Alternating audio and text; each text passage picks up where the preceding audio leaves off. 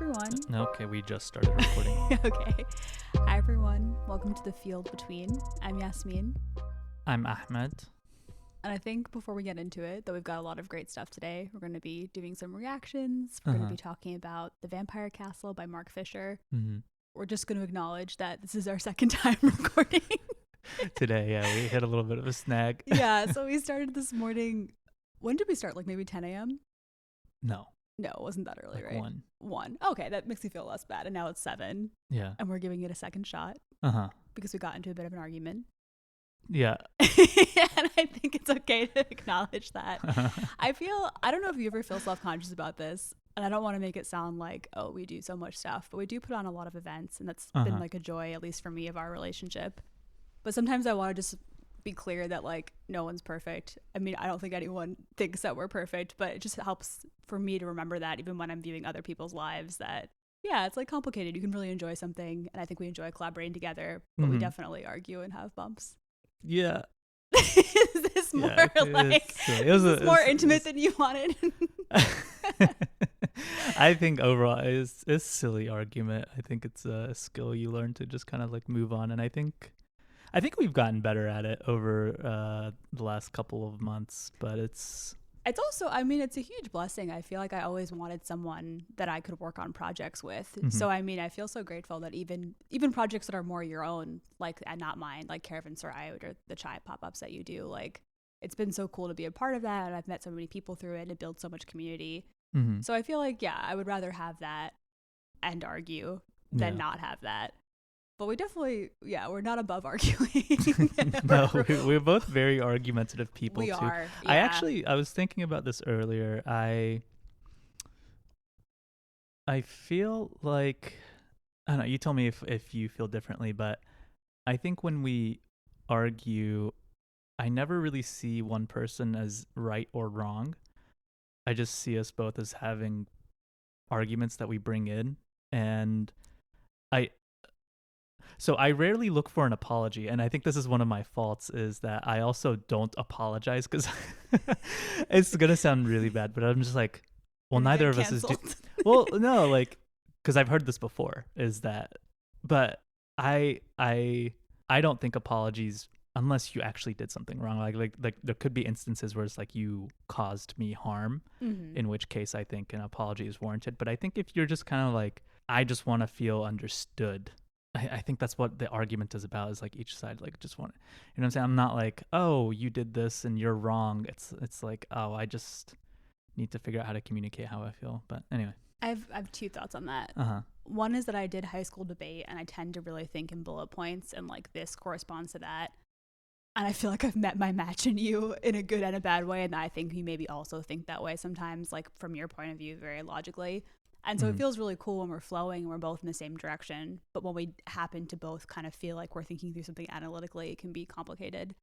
But I think also being with you has really taught me to try and do that less. And it's been really helpful to like actively unlearn that and be like, hey, I don't have to get every single point across. That's not the most important part of communication, you know?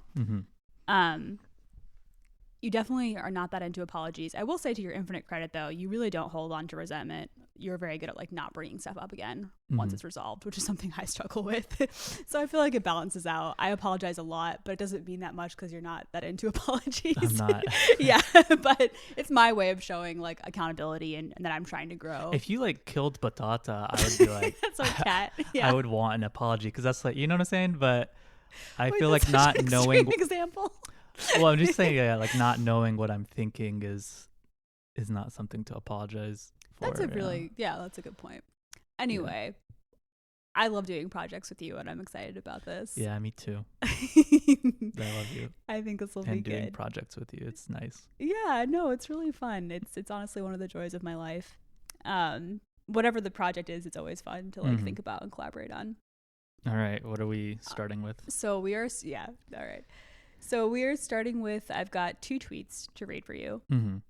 And they sort of go together, so I'm going to read both of them, and you can tell me what you think. Okay.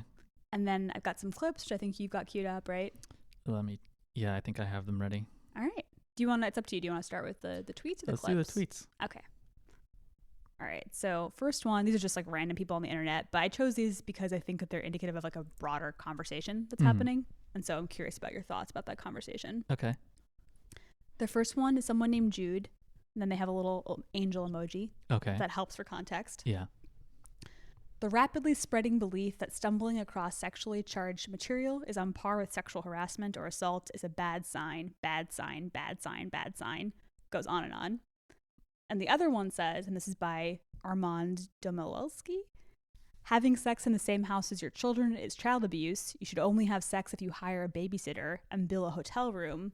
Is quite possibly one of the wildest Zoomer takes I've seen here in a while. Yeah. Let me read that first one again because I didn't follow it. I kind of sometimes you have to look at it, you know? Yeah, definitely. The rapidly spreading belief that stumbling across sexually charged material is on par with bad sign, bad sign. Okay. I see. Thoughts? I think I'm inclined to agree with that first tweet. Really? Right? They're saying that the conflation of sexual material. Oh, right. Yeah. Yeah. Right. And then the second tweet is maybe like a younger person saying that parents having sex in the house is sexual abuse. Right, is child abuse. Or child abuse. Yeah, I definitely I don't want to say I agree with the first one. I'm trying to think of what the younger person who is saying that the parents having sex in the house is child abuse. I don't think it's something you should aim for.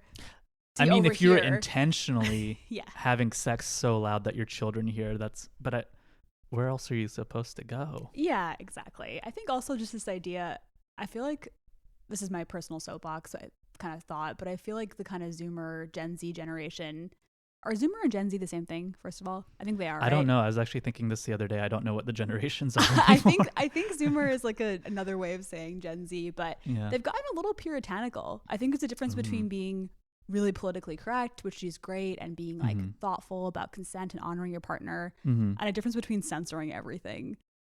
Yeah. I don't know if you've experienced that. Maybe it's because I work with students that I've kind of caught on to that a little bit as a phenomenon. Yeah. Yeah. I think generally there is a little bit of I don't want to say like total sexlessness, but I think there is some of a detachment from sex in younger generations. Interesting. Hold on, I'm thinking about this. I'm thinking about this out loud in the moment.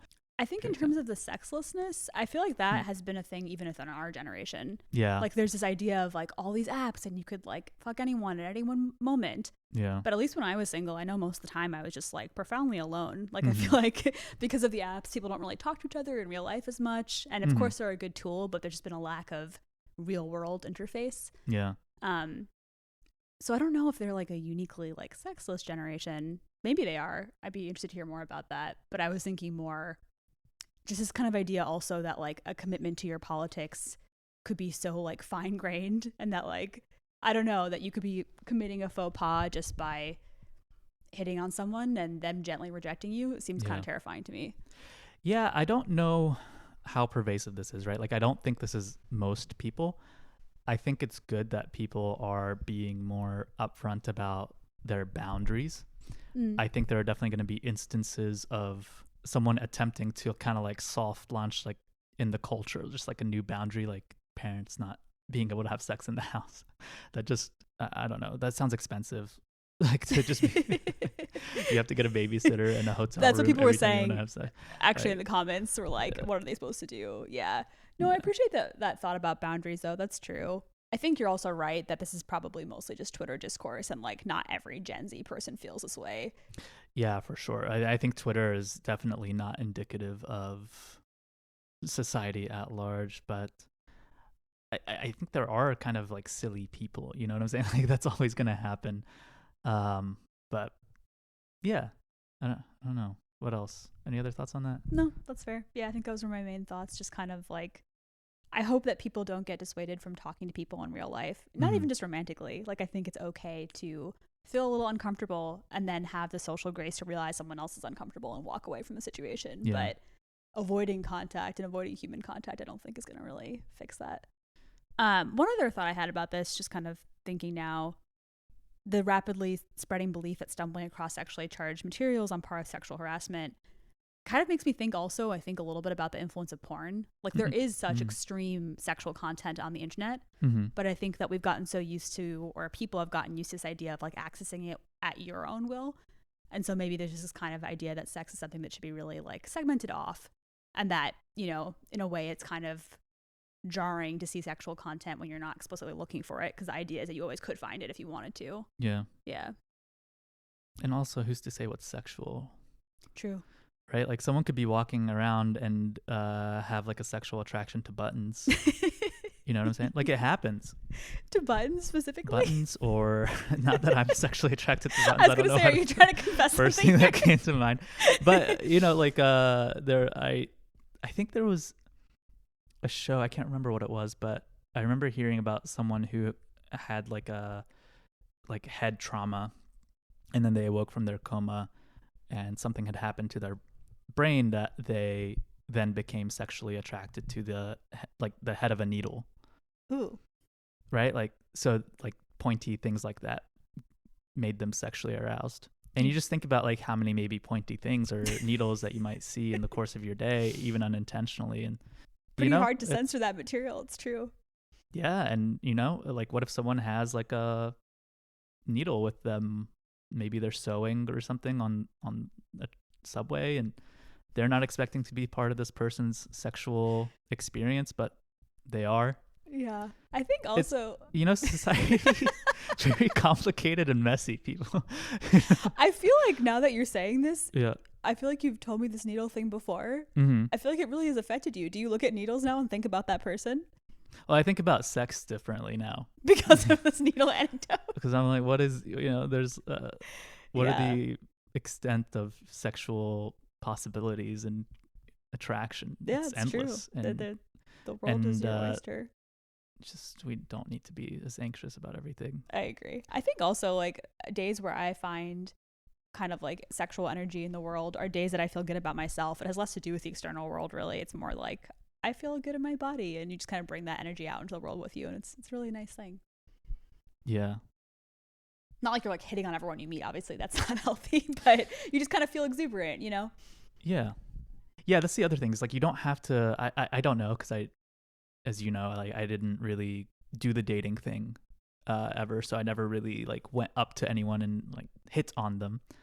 But I think for the little while that I was single and starting to get to a place where I saw myself dating again after my breakup, like I think generally like I just kind of brought an excited energy because I was like figuring myself out. I wasn't like going up to people and be like, hey, you're hot. Do you want to talk to me? Do you want to have, like, I didn't even really think about sex at that moment. I was really just like thinking about the things I was really interested in. But you had this kind of energy to you. Yeah. And I think that attracted people. Definitely. And I think that's what attracted you, and we got to talking, and here we are. But I think in a weird way, people think so much and get so anxious about sex and sexuality and all these things that they psych themselves out of it, when really you don't really have to focus on it that much if it's maybe what you want. I completely agree with you. I think that there is a kind of energy that people give off when they are feeling good about themselves and exploring. And I definitely felt that from you. And in a way, that's more attractive than anything else. Yeah. Yeah. I don't know if that necessarily relates to your tweets, that sentiment that but like in a roundabout way, it does. In a very roundabout way. Yeah. But I mean, also, I think that you were really careful about hitting on people a lot of your life. And so I wonder if you could, like, I was also thinking about that, like if you identify with that sense of like fear or like being careful. No, I think there's a difference, because I think now you hear a lot of people being like, well, you can't even go up and talk to a woman anymore because everything's, you're going to get Me Too'd or whatever, blah, blah. And that wasn't where I was coming. No, of course not. That was like before everything whenever I was at a place in life where I could have done that. I think it was lots of just, we can probably have a whole separate episode about this topic, but just feeling like, I was kind of scared for several reasons. I was, told to not really like ever date or all of that stuff. So everything had to kind of be hidden to a certain extent. But then also I was very aware of my body and never wanted to make anyone feel uncomfortable or put anyone in a position where I felt like I was being coercive or anything like that. Which I have to say, if you have to like land on one side of the spectrum, for sure, as a man, definitely, I think that's a better side. But it's also like, I think it's a liberating thing to think of your body as a source of like pleasure and happiness. And just, I mean, you were so thoughtful and careful. I remember, I think it was our third date, right, when we went to Rose's. I was like, when did you realize I was hitting on? Was that our second date? Yeah. I was like, when did you realize I was hitting on you? Because I just wanted to be clear, like, what was happening. Yeah. And you were like, now, right? Right now, yeah. Yeah, like you were, I thought we were just going out for a nice lunch. Right, you were careful. Yeah. Okay, what else? What's next? So last episode, we talked about Liver King, which is Ahmed's kind of like fun, weird internet obsession. And actually, since we published that, I've heard from like 2 women that their male partners also watch Liver King. So I guess that really is a phenomenon because I had no idea. I thought it was just you. Yeah. My thing is I'm really into Christian evangelical women on the internet. We have 2 ladies who often talk about sexuality, so somewhat related. Mm-hmm. Their names are Bethany and Kristen, and they've got a ministry called Girl Defined. Mm-hmm. I don't know why, honestly, but I love them. They're so intense. Some of their ideas are revolting, and obviously this is not all evangelical Christian women. This is this particular internet subculture, which is like very, I mean, talk about puritanical, just like very intense. They're awful on issues of gender. They're awful on a lot of issues of sexuality. Mm-hmm. But there's something about them that's just compelling. I think that just they're so devoted to their ideas, and every once in a while, it's kind of like the idea of like a circle. Like you go so far to one side, you almost come all the way back around. Right, they'll actually critique things. Theory. Yeah, exactly. They'll actually critique things in a way that I find somewhat resonant. Not all the time, but sometimes. So yeah, just curious to hear your thoughts about this little clip from them. One of the phrases that we've coined, we didn't really coin it. I don't know where it came from, but we thought of it maybe. And it's called a fluffy feel good. And it's when you speak a word to someone. And I have done this, like Bethany said, I've done this so many times until my eyes were really open to, wait a minute, I'm just offering someone this kind of like fluffy feel good piece of encouragement as they're sharing, this hard thing in their life. And my intentions are very well meaning, like most of us are. We're trying to encourage people. We're trying to speak a word of hope into their very challenging circumstance. But at the end of the day, I realized that what I was saying wasn't actually rooted in the word. It was very much rooted in just trying to comfort them in their challenging circumstances, but not really pointing them to the hope of the gospel, to the hope of Jesus, to the fact that we can trust him, that he is good, that even if you don't get what you want, that God still loves you, that he is still in control, and he does use all things for the good of those who love him for, our good and his glory. My fluffy feel good comments weren't really pointing in any direction like that. And so if this is just kind of a wake up call for all of us as Christian women to make sure that we are not adopting the lingo of our culture, of our society, the secular lingo that is very surface level, that does not really get to the heart, that does not really point our lives, our heart, our focus, our hope to the Lord, but rather just kind of puts a Band-Aid on it. Mm-hmm. Okay, so their point is what? What do you think it was before I tell you what I think? The fluffy feel-goods are bad. Right. I can kind of see their point, honestly, a little bit. A generous interpretation of it. I'm sure their version of it is bullshit. I don't know why. I'm just being judgy. But it reminded me of, I actually think it's maybe a good segue into the reading later, but I do think that there are instances where maybe you're down or a friend is down and you find yourself like not really being able to connect with them or know what to say. So you kind of fall back on these conversation templates that you've experienced throughout all of your life because you think it's comforting. But really it's an inability to really, I think, connect on a deeper level. You don't have to guide them toward God. Like, I don't think it's like your job to, see someone in pain and just be like, well, let me lead you back to our Lord and Savior. Mm-hmm. But I do think there is something very real about we pull pre-made sentiments almost into our everyday conversation, and that's very unsatisfying. Yeah. I picked this one because I thought it might resonate with you a little bit. Yeah. And it's one of those ones where it's so easy. There's so many like reaction videos to Girl Defined. You can find so many videos of them saying outrageous, ridiculous things. Yeah. But this is one of those moments where I was sort of like, oh, yeah, I do think I tend to say like, hey, it'll be better tomorrow, or don't worry about it, instead of like, I'm sorry you're in pain. You know what I mean? Or like I just kind of acknowledging, I feel like I always want to solve it. And I feel like sometimes people just want to be seen. Yeah, for sure. one thing that gets me is that in office and work cultures, and maybe you've experienced this in academia, something that's always been a pet peeve of mine and illustrates people's inability to kind of like really connect with themselves is a lot of times you'll ask people like, how are you? And I do that a lot. I'm like, how are you? And I'd be very happy if they were like, oh, I'm not feeling great. And if they actually like told me how their lives were going. But a lot of times people just say what day of the week it is in response. I'm just like, how are you? And they're like, it's Monday. And I know what it's Monday is like supposed to communicate, but on some level it's just, you feel like it's also the person shutting you out. And that's totally fine, right? Maybe you don't need to be friends. But maybe also if it's repeated enough, an inability of that person to really connect with their own feelings, like how do I actually feel? Do you feel like they're at all pointing to a shared experience of we're all stuck here on a Monday? I think on some level, but when there are so many like layers of abstraction between you and the thing you're trying to say or referencing, then I feel on some level like the impact of it is greatly decreased. Like if you had actually said we're all here suffering together and there is that'd be a little more powerful. There's solidarity in that, and let's talk about how we can no longer suffer together. Yeah, that would be a lot more compelling than it's Monday. That's fair, actually. When you put it that way, that's true. Yeah. Any other impressions just generally of Kristen and Bethany, of their shtick? They kind of, are they sisters? They're sisters, yeah. Oh, okay. They look the same. They have a terrifying manic look to them. I don't know. Also, they're like aggressively Aryan. That's not their fault, but they're like very blonde and very white. Most of these evangelical YouTubers are, honestly. Yeah, that's what I got. Nice. All right, let's cue up the next one. This one's a little more juicy.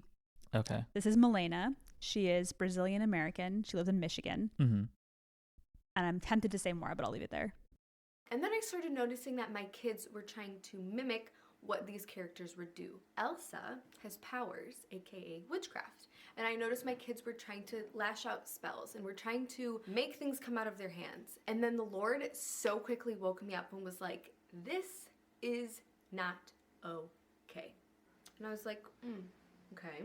And I just kind of sat in that for a minute because I was like, well, it's so innocent. It's Elsa and Anna. They're so cute. They're sisters and they're orphans and I just kept like going in my head, but Moana's so cute and she lives on it. Like I just kept going on and on about all these different shows. And then the Lord made it very clear that there is so much witchcraft and so many little tiny things that look so innocent and so cute and so non-destructive. And then he pointed me back to what the enemy does. The enemy is deceitful, he's sneaky, he's quiet. You don't really know and see the damage that he's slowly starting to do until you look back and you're like, whoa, that happened and then this happened and that happened and this happened. And it was like this slow little drink of poison. It's a little glass, but just one drop of poison. It's not even that bad. I would say this woman needs Jesus, but I think maybe she's had a little too much Jesus. But yeah, you're right. She is attractive. I was very distracted by her triangle wrist tattoo a lot of the time. Do you know the meaning? I don't. No. I'm guessing the Trinity though, if I had to guess. Yeah, probably. Yeah. Very like modernized. I feel like she's just like watching her kids have a good time. and actually, maybe you can appreciate this, much like an academic. She's just sitting there thinking like, how do I problematize this? What does this mean? How do I apply my lens of thinking to this? She needs something to chill her the fuck out. I think you're right. I think she's just looking for Satan everywhere. Yeah. And I think that the obvious places she's already looked. And so now it's becoming a little more intimate. Yeah. We're not parents yet, but I imagine we'll probably do similar things but I don't think Satan is going to be like, of all the things that you expose your children to that are corrupting forces out there, Frozen is pretty low stakes, on the By similar things you meant like limit screen time, right? And screen for time, sure. like, but not fast food. Like there are just like so many things that compete even for our attention, right? Like all these screens and shit. I was gonna say that'll be hard because I think I'm not a good model for that. I mean, I'm constantly on my phone. No. I feel like I would have to like really purposefully try and decrease that before having a kid. Same. Yeah. But the thought of it scares me. Of decreasing it, or of like a kid growing up dependent on that. Kid, yeah. Like how do you compete with that as a parent? I just think a lot of experiential stuff. But yes, she needs help. I feel sorry for her children in this instance. But this happens, right? Like all the time. People, when we were growing up, I don't know if you collected like Pokemon or Yu-Gi-Oh cards or whatever, but people had the same reaction, that it was like literally from Satan, as if Satan had like a card printing shop and was manufacturing Pokemon cards. Pikachu is the way to get into the children's minds. Yeah, I didn't hear that, and I wasn't like a Pokemon person, but I do remember people talking about that with Harry Potter, which I loved. Oh, for sure. Yeah, Harry which Potter I mean also, is obviously about witchcraft, but you know. Yeah. Yeah. I think Milena is really captivating. She's a good speaker. Mm-hmm. She makes direct eye contact. Mm-hmm. She has a lot of interesting kind of verbal ways of communicating that are very compelling. Yeah. And recently she's going through a personal revival, and God is talking to her like directly quite often. Is she like painting herself as a prophet? No. So evangelicals of this kind of sect, I guess, or like school of thought, like they believe in ongoing communication with the Holy Spirit. Like anyone can communicate with God. If you are open. And in fact, sometimes it's a bit of a thing, like if God's not talking or moving in your life, it's like very intimate. Like God understands everything.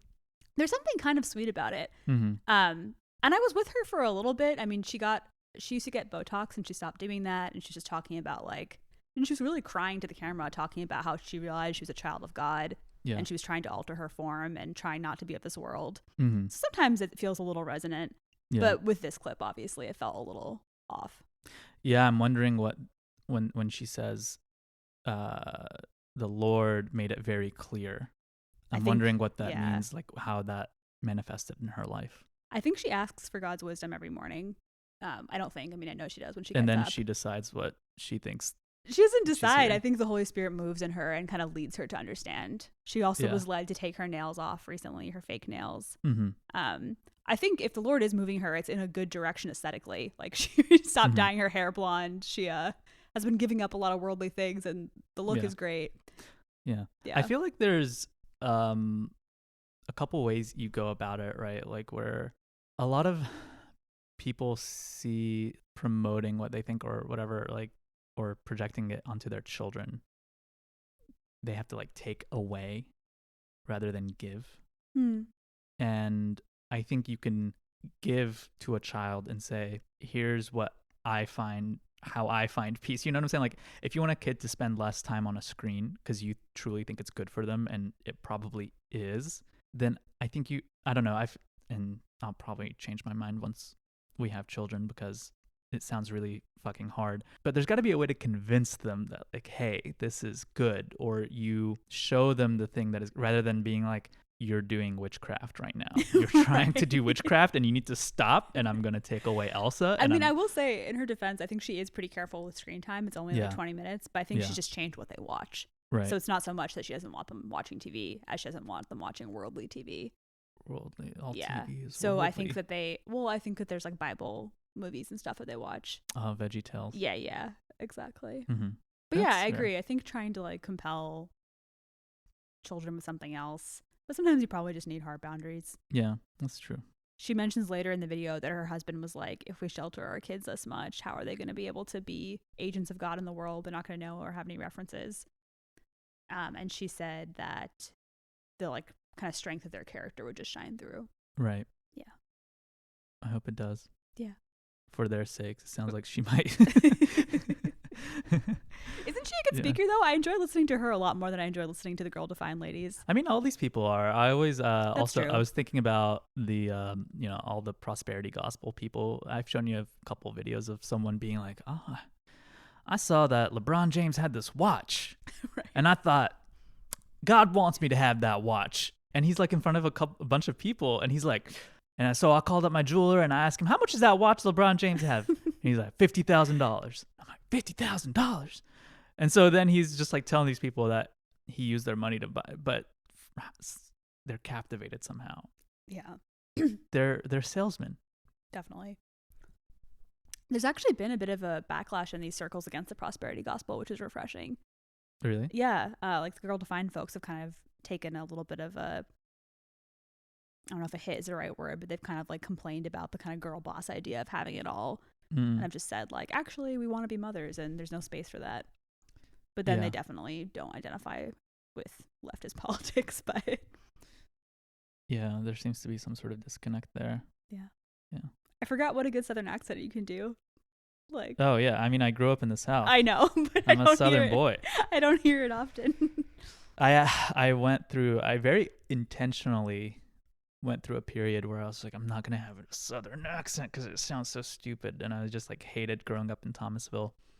So I would over enunciate everything. I would talk like this. I think it's made you. I thought it made me a better person morally. I don't know about that, but I think it has made you a very clear speaker. You do enunciate very clearly.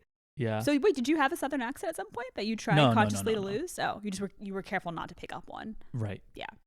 Yeah. Sometimes I think I code switch a little if I ever go back to Thomasville and start talking to people. I think I kind of get like a little bit of a Southern drawl. Really? Interesting. I can, yeah. If you like needed to. Yeah. And now, to be clear, like now I think Southern accents are very charming, and I really think they're very endearing. I love them. Absolutely. I think that's like a kind of class thing that is unfair in this country, that people are painted as backwards if they have Southern accents. Oh, that's absolutely not true. Yeah. I think they're great. But yeah, when I was like an angsty middle schooler, those were my feelings. That like rebelling. Yeah. Fair. I have random items for you. I'm just gonna try to play them on my phone. If I ever go homeless, this is the steps I do. First thing I do is I'd get a car, I'd sit outside Canary Wharf Station, and I'd write, I don't want money, I want books. And all I want is I want all those people walking in and out of that station, going to these highly successful, highly paying jobs. Surely they know something that I don't. Surely they can point me towards a book that I can learn something. So I don't know who this guy is. He looks like he might be a little Desi, right? I think he's Pakistani British, probably, right? Probably Pakistani British. I saw this going around Twitter. Did you really? Yeah. What are your thoughts on this? This is the place that our Twitter timelines overlap. Yeah. Yeah, I mean, he seems like a dick. I don't know why he's acting like homeless people just are people who haven't read. But I appreciate the confidence. It is like a really dumb thing to say. So he does seem pretty confident in his ability to not be homeless if he ever goes homeless. Right. Which begs the question, why are you homeless if you've already read these books? I think he's thinking that people who are homeless somehow are like not educated or are not trying hard But enough. he says if he ever goes homeless. True. Like it's still a possibility. Like it could happen to him, and maybe he just hasn't read the right books. I love also this idea that if you just like held a sign out, random people walking by would then be like, oh, this man needs to learn. Let me help him. Books. Right. Yeah. He just needs to know what books I'm reading. Give them. Yeah. They try to hand him like a $20 bill. Yeah. And he's like, no, tell me what books you've been reading. Okay. Next up. Oh, this next one is possibly on TikTok. I think I have it queued up here. I've been telling these fat hoes to come my way. I'm trying to get Precious to come sit on my face. Them bitches got more cushion for the pushing. This is a Joe Biden deepfake. What are your thoughts? I think my main thought is why you're so obsessed with specifically ChatGPT or whatever AI using Joe Biden's voice. I don't know which one this is. I don't think it's like, there's one called Uber Duck, but. And that like takes people's voices. Yeah. You know what it makes me think of is, one, it's like very scary implications for just the ability for people to just create, public figures saying whatever stuff they want. Because it's like pretty accurate. It sounds good, right? Yeah. You found every Joe Biden one out there, I think. Yeah. But this kind of reminds me of how when I was little, like the early iteration of this was my mom would send me these images that were clearly photoshopped. I don't know. There's like one of a forest of trees that are bent and they look like they're praying. That's actually so sweet though. And my mom was like, SubhanAllah, look at this. Mama. Yeah. And now I'm just like, potentially in a couple years, when this technology gets good enough, I feel like there are going to be like old people on Facebook being like, can you believe Joe Biden said that he wants Precious to sit on his face? Right. Or that Joe Biden like recited the Fatiha. We'll yeah. send that one to your mom. Yeah, that could happen. Or Yeah. like Obama, that one's even more believable. Right. Yeah. Okay, last one. This one I think you'll like because I found it very relatable. Dear President Reagan, what would you give everybody in the United States for free? What would you give everyone? Food for free. What? Food for free. Food? Yes, and toys for And kids to toys? play with. That's what would you do for the people? I would take the taxes down a little. But Brigham, there's one thing that you need to know about your idea. I've seen this country. I've heard about politics. I don't care about politics, bruh. It's how.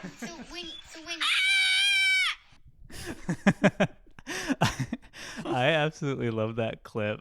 It's like two little kids talking, and one of them just looks very sweet. He's got like really thick glasses on, and he says he just wants to give people food and toys, right? So just like basics and some luxuries. And then they ask this other kid who looks older, and I think it's just like clearly trying to emulate or imitate something he's heard before, like from a parent or something. And he's like trying to go for the political answer. He's like, well, I think, and this other kid's like, I don't care. I just want toys and food. And then he just screams at him. I think both kids were probably like given prompter cues, but You it's very think so? cute. Yeah, definitely. I don't know. This Brigham kid in the green shirt, looking Yeah. a little dorky, make him president. He's pretty cute. He's led by he's got the right instincts. He's definitely got the right idea. Yeah. Yeah. Anyway, that was it. What's next? Should we go to the reading? Did you have anything else you want to talk about? No. Are you sure? Yeah.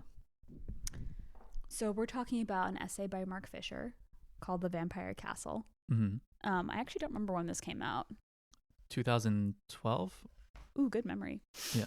But maybe, yeah. Maybe 13. Maybe 13, around then. Yeah. Actually, sorry, I should have had my notes out. Okay. We can. It's page 658. Did you just see it? No, I'm just guessing. Is Really? it? Yeah. Is it page 658? Yeah. Oh, shit. That's crazy. It's 6:59, but, Wow. yeah. Jeez, good job. I think that's kind of what I remembered, but Yeah, you were definitely right. So page 659, K-Punk, Mark Fisher. This is a compilation of all of his essays, I think, right? Mm-hmm. From 2004 to 2016. God, he wrote a lot. Wow. Prolific. Yeah, very prolific. So Mark Fisher, cultural critic, communist. Any other background you'd give on him? No, I can just give the background in which he was introduced to me. I think for a reading group that I had, we read Capitalist Realism, and it's something that really spoke to me at the time because I was going through pretty bad depression, but also exploring politically, I think, in the fallout of the 2016 election. And it was the right thing to read at the right time. I love when that happens. Yeah. Yeah, I read Capitalist Realism maybe a few months ago. Mm-hmm. You had suggested it to me, and then a friend suggested it to me. Yeah. And it was super refreshing. I have been thinking a lot about like writing accessibly and academic writing, and it was just a joy to read. It didn't feel like work. Yeah. Which I can't often say of socialist texts. So this chapter starts off with a description of talking about like politics, things that are going on in the UK at the time. And this man who I'm not familiar with named Owen Jones. Are you familiar with him? I'm not. Yeah. So I think he's a journalist, a British journalist in the UK. And he kind of got canceled on left-wing Twitter. So I guess some things have not changed since 2012. Yeah. And Mark Fisher starts off by being frustrated about this, talking about the sort of movement called the People's Assembly, which I'm also not familiar with, in the UK, which is a leftist movement, and just how there are actual progressive things that are happening, and people are kind of just nitpicking online. Yeah. And he has got this quote on 661. He says, class consciousness is fragile and fleeting. And then he outlines this kind of idea of the vampire's castle. Mm-hmm. And that's sort of what the whole essay is about. So it's about a few things. It's about propagating guilt. And then he says that there are kind of like three archetypes that are embodied in the vampire's castle. Mm-hmm. So the priest's desire to excommunicate and condemn. Mm-hmm. The academic's pendant desire to be first to spot a mistake. That hurt a little bit. But that's how you make a career. It is. Yeah, you're totally right. Damn, Mark. Yeah. And then the hipster's desire to be in the in crowd. And he says all of this is a kind of bourgeois liberal appreciation, or kind of appropriation rather, of the energy of movements. Yeah. So thoughts about like the outline of that kind of structure of the vampire's castle. I think it's a good illustration. It's I mean, these are all very real things that people have to contend with as they kind of try to build movements and watch out for. And I think he's saying that we have to, obviously, by the title, exit the vampire's castle. These are the three things that comprise it. Right. Right. I like also, it's just kind of clever. It's a good reminder that even when you're doing like, I don't know, quote unquote serious writing, which is an arbitrary distinction anyway, but you can kind of just make up a metaphor because it's a really good one. No, I think when it comes to writing, like this is actually like very good writing because it's like very visual. Yeah, completely. There's a humor to it that I kind of appreciate. What's that show that we watched where there was the energy vampire? Things we do in the shadows. Right. Yeah. It reminded me of that, of like the guy in the office who sucks up everyone's energy. But these are people in movements. These are bourgeois liberals who, right. Yeah, I think that's very true. Yeah. Who are sucking up all the energy. Yeah. Yeah. And then it gets a little bit tricky. And I think I'm glad that he handles this with such a deft hand, but I could see someone kind of using this in nefarious ways. Yeah. He's kind of talking about identity politics and the ways that they've been used not for movement building. Do you think his so there's the sense in which everyone uses the terms identity politics, and then there's identity politics as it was like formulated in an academic context. Which one do you think he's referring to here?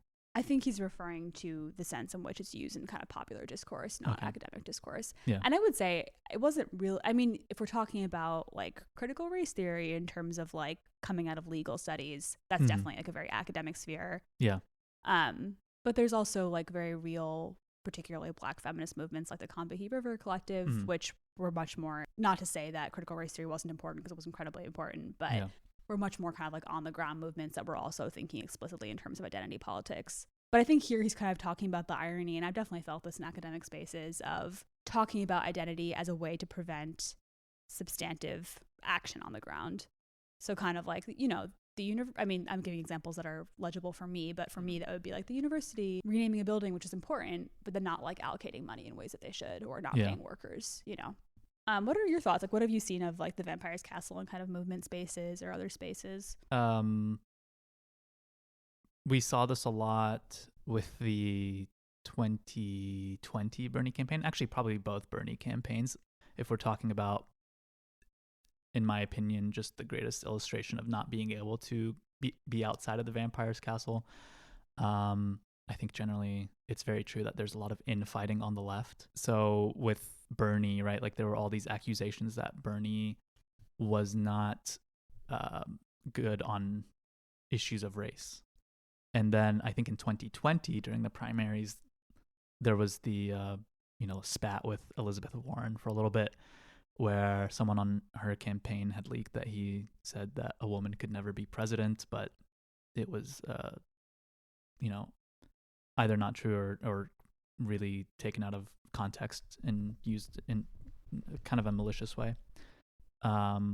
Those are the things I think about when I think about the Vampire's Castle. Yeah. And there's the trickiness of like a lot of leftist movements are very white and could be more inclusive. Yeah. And that is, I think, a real, particularly when like in the country that we're in, a lot of working class people are going to be people of color. Yeah. That is like a real issue. Mm-hmm. But I think he definitely has a point in terms of thinking about these more elite spaces, using identity as a way to kind of prevent actual structural change. Yeah. And he's got this kind of quote here on 663.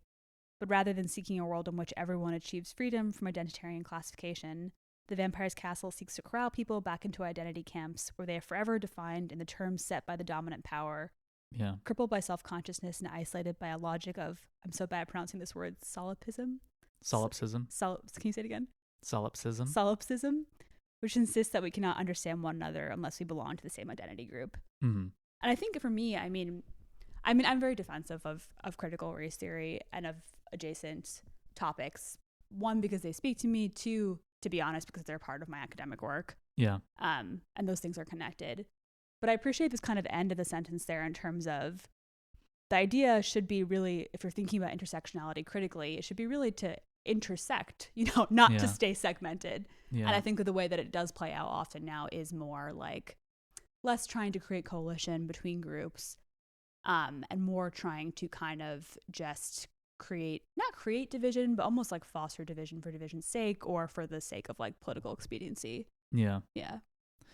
I do think, though, I'd have to reread this piece to be a little bit more familiar with it. And I say this also not having read a lot of other a lot of Mark Fisher's other work, so I don't know for sure, but there seems to be a little bit of like a prefigurative sort of daydreamy aspect to this that I totally get and to a large extent agree with the kind of identitarian sectarianism that he's kind of railing against. But at the same time, I think, I forgot my initial point that I was going to make.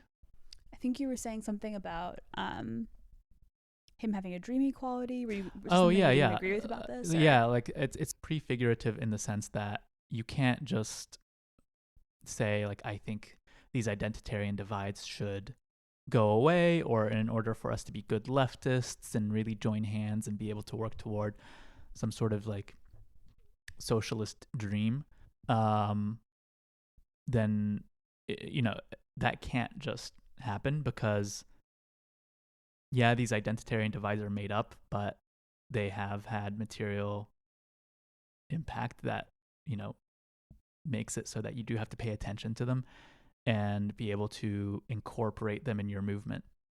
I think that's a really generous, gentle, and an apt critique. I had that kind of thought by the end of the essay too, that I really appreciate the general sentiment, agree with almost all of it. Yeah. But then his kind of conclusion is just, okay, let's reignite class consciousness, which of course. Yeah. But there's still, even though race is a socially constructed category, it's a very powerful social category that's not going to go away overnight, even if we were to have a really vibrant class consciousness uprising. Yeah. And so I think, I agree. You can't just kind of, it's also sort of insulting.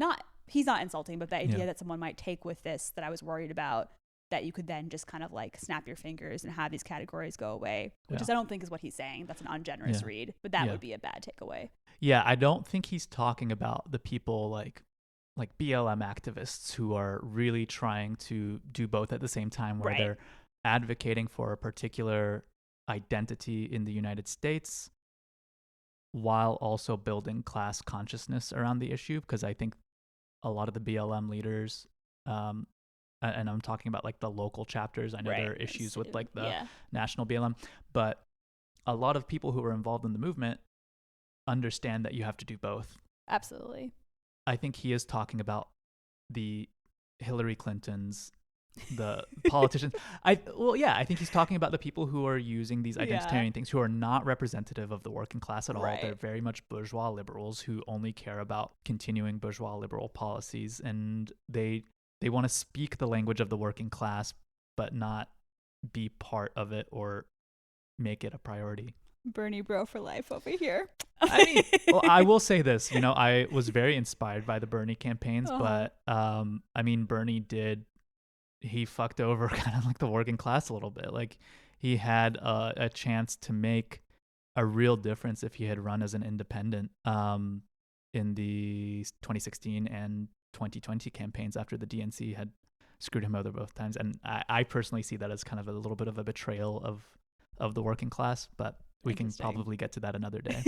No, that's totally fair. But still love Bernie. I appreciate him for what he is, but he's not like unfortunately the change maker that we wanted him to be. The truth is that like everything requires a movement. There's no one individual who's going to do it all. Yeah, I liked your point about sort of like local BLM activists. I think that also a point that is maybe missing from this, though to be fair, it wasn't his focus, is that race is also going to be an issue in order to get like white working class people also to build coalition. I mean, it's not going to go away. It's not just like people with identities that are marginalized. It's really something that everyone will have to work on if people are actually going to work together. Yeah.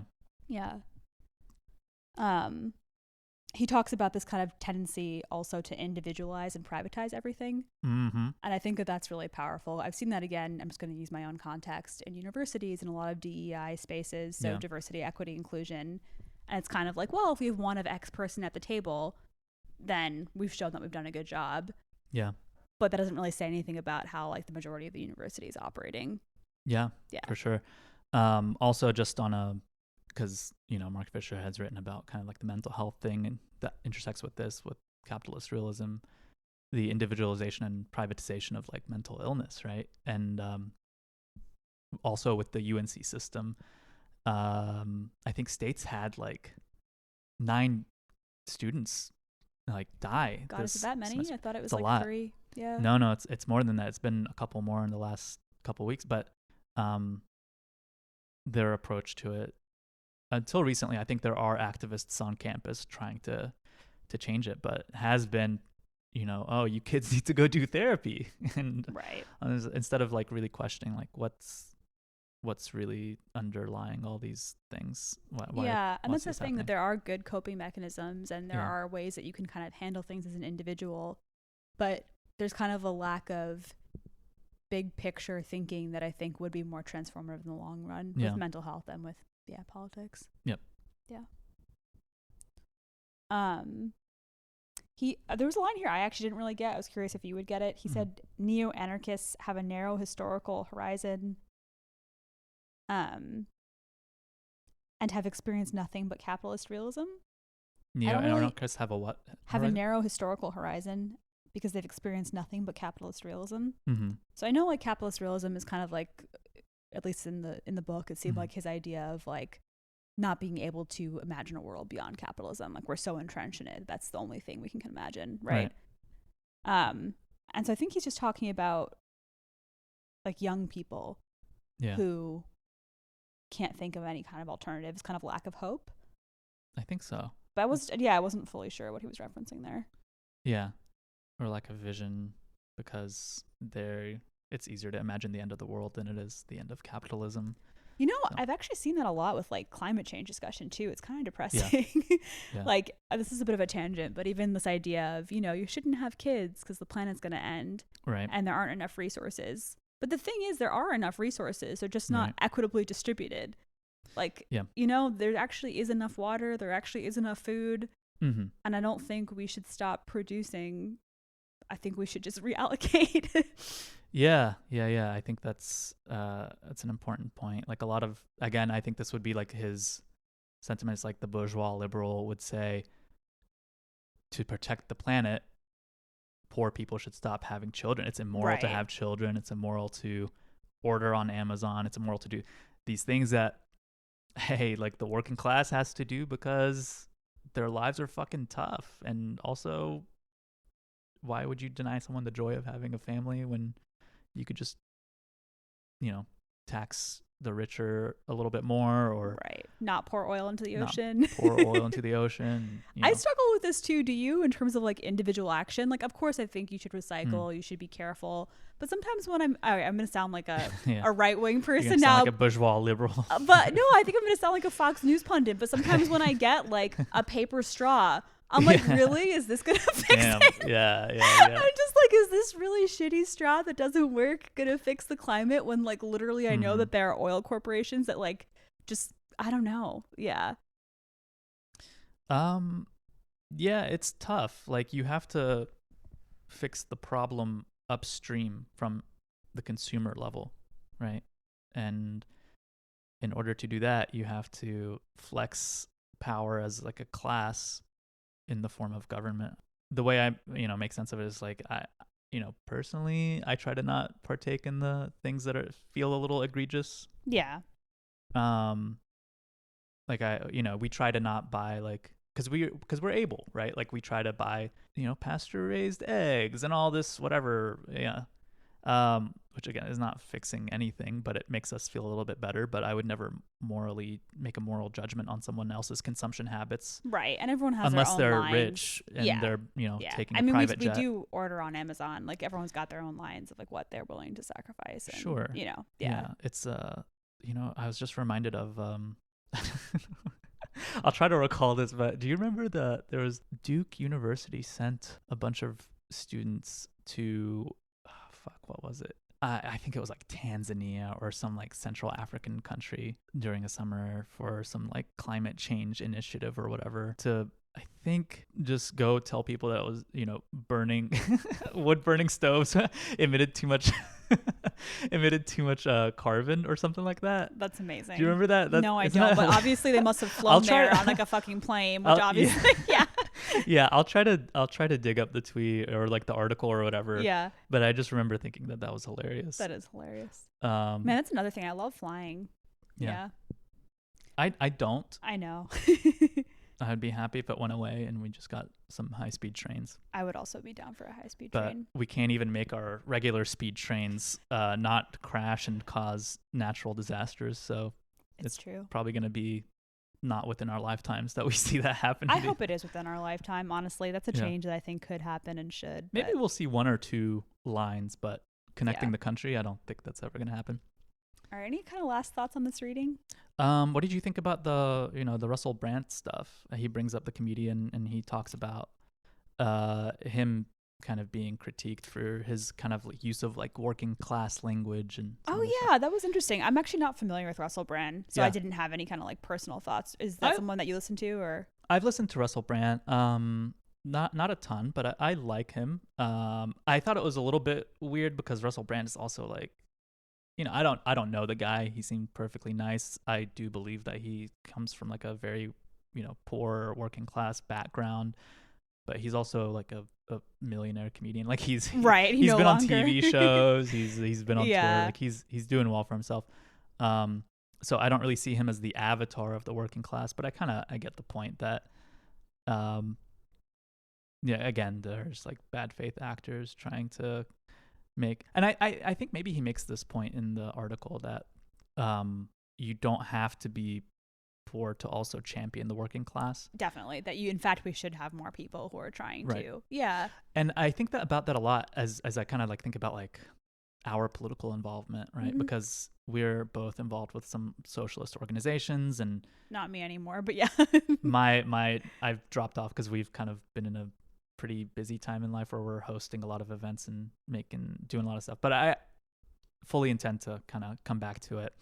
But I think that just like proves our point, right? Like I kind of struggle with like, oh, well, I know just based on the way that we live our lives, what is our role in kind of like a working class movement?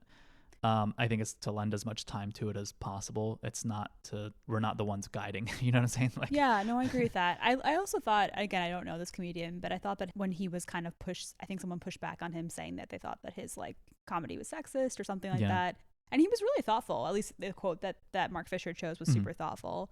And I thought was a good way to go about things. Where he says, it probably was. And like, I'm not a woman. And like, if women think that, then that's something I'll work on. Like, and I was just kind of like, if someone responds in that way, I think that there should be more grace for, because what else do you want to hear? I mean, I think the fact that people are open to learning and are recognizing the experiences of others is really lovely. Yeah.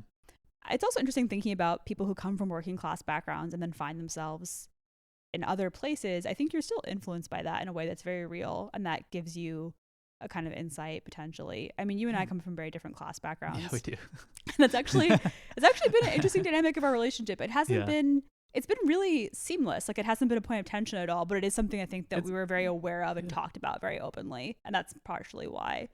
I think when it is a point of tension, we're very quick to point to it and just be like, all right. Yeah, like I think we name it for what it is. Like I think it comes up when you're saying quit like, your job. Quit your job. And yeah. I'm like, hey, I do not feel comfortable. I always feel like we're on the verge of and this is not our reality, but It's like not, just where I'm coming from, I'm just like, oh, if we make one move, it's total disaster for us. Right. But I feel like that's opened my eyes to realizing how much that influences your worldview, you know, and I think very fear-based decision making. Yeah. But also I think that does give you some kind of insight that I think is helpful, even though that's no longer your reality. You know what I mean? To know what that kind of precarity is like, because we kind of, just to give a brief sketch, like Ahmed grew up, I would say, pretty working class, pretty poor. I grew up, is that fair to say? Oh yeah. Yeah. I grew up like very, I would say upper middle class, like very comfortably. I wouldn't say my family's not wealthy, but like never worried about money, which is a huge privilege to say in this country. My parents paid for my undergrad, stuff like that. But then I was in grad school for a number of years. I still am. So I've lived below the poverty line for a while now, but I always had the resources in my family, and I've realized really what a safety net that is. You mean as a grad student, you lived below the poverty line? Yeah. But I think the fact that I knew that if something ever happened, I had my family as a safety net is such an incredible thing that I really took for granted, honestly. I didn't realize until I had friends and peers who we were all making the same income, but like, you know, they would have a dentist emergency or something. Yeah. And like, if that happened, I knew I could always like pay my parents back, or, you know, like once in a while they could get my ticket home. And so even like, but I mean, yeah, I mean, also the experience of living below the poverty line for a couple of years definitely has impacted me, but I don't think it's the same thing as growing up under those circumstances. But it's made me a lot more frugal, and it's made me think about what I do want to spend money on. So it has impacted me. Yeah. It is very different having like grown up with that mindset. Yeah. And then stepping into kind of like a different class in your adulthood. I think it's good to normalize talking about money and not kind of being quiet about it or being shameful about it. I mean, even you mean among us as a couple, or just just even with friends. I mean, only if people are comfortable, obviously, but especially just surviving grad school, sometimes it's a necessity to share strategies and to talk about how people are getting by. I think once I realized how many people in my program were taking out loans, that was super upsetting, and I was like, well, we should really think about this before we admit more people. And something admirable is that, like, I saw when I first met you is like, because you all kind of knew what situation everyone was in, there seemed to be like a lot of extra support and solidarity from like all your... Yeah, that is a lovely thing. I think that we have a strong sense of, even people in the program that don't get along as well, there is a kind of inbuilt class solidarity, I guess, that we all like have had to pull resources a lot. Yeah. We all live with many roommates, you know, which is a normal thing for many people in their 30s across this country, but was definitely something that was necessary for us. I mean, no one could afford to live alone, that sort of thing. Yeah, definitely. What else? I think that's it. Okay, bye. Bye.